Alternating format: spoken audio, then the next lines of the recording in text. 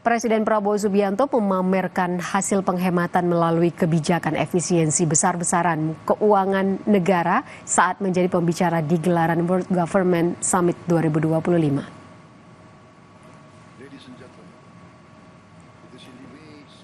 Melalui konferensi video di gelaran World Government Summit 2025 yang dihadiri pimpinan berbagai negara di dunia, Presiden Prabowo menyampaikan capaian Indonesia dari efisiensi besar-besaran keuangan negara.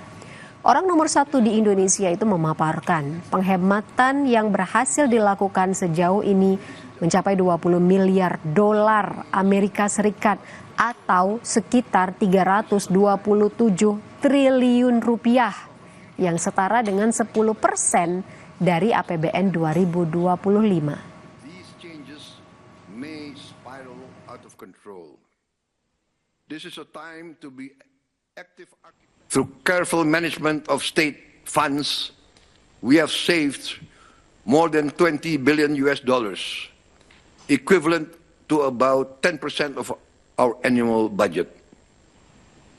These savings that were allocated to projects and programs without a clear strategy will now be used to finance more than 20 multi-billion-dollar strategic projects that will transform the country.